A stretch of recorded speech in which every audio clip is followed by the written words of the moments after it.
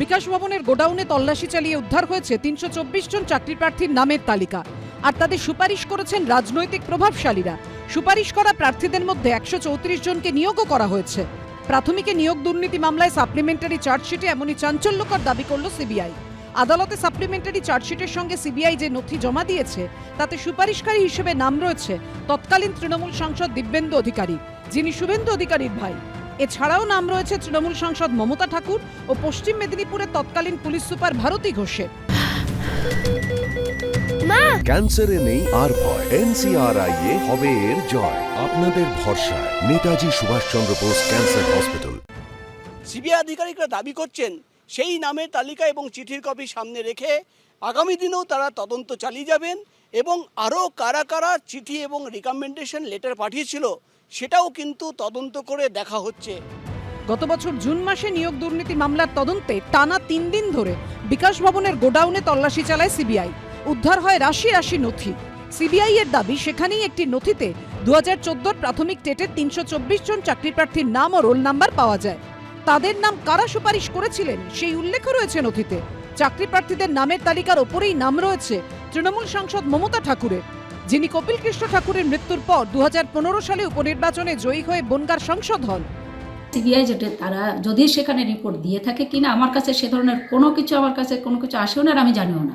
আমার যে সততা তাকে বিভিন্নভাবে তাকে কলুষিত করার জন্যই আজকে সেই কাজ তারা করার চেষ্টা করছে। আমি মনে করি এটা কারা করছে, সিবিআই কারা পরিচালনা করে।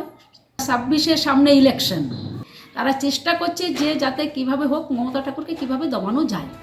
সিবিআই এর দেওয়া তালিকায় নাম রয়েছে ভারতী ঘোষেরও, যিনি বর্তমানে বিজেপির নেত্রী। তবে 2013 থেকে 2017 সাল পর্যন্ত পশ্চিম মেদিনীপুরের পুলিশ সুপার ছিলেন তিনি। আমি খুব বিরক্ত। যদি কোনো জায়গা থেকে নাম এসে থাকে, ভাই আমাকে ডাকুন, আমার সাথে কথা বলুন। কথা নেই, বার্তা নেই, আপনারা যা ইচ্ছা তাই করবেন।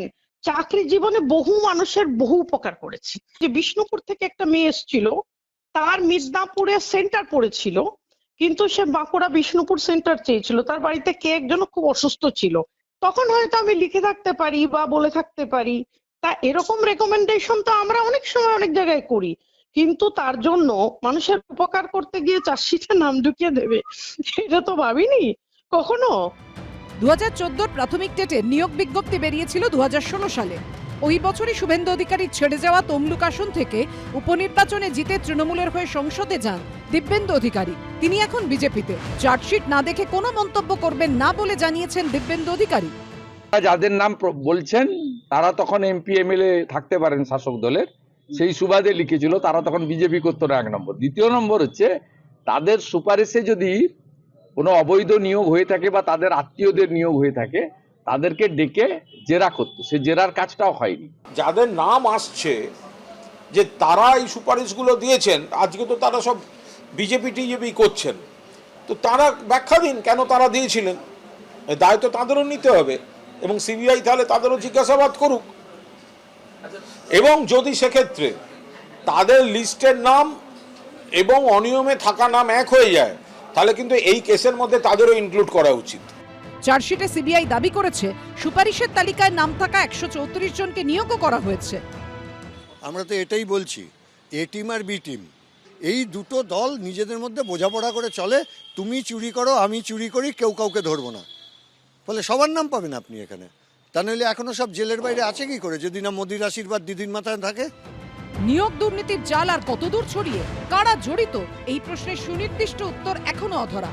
প্রকাশ সিনহা, আশাবুল হোসেন ও শিবাশিস মৌলিকের রিপোর্ট, এবিপি আনন্দ।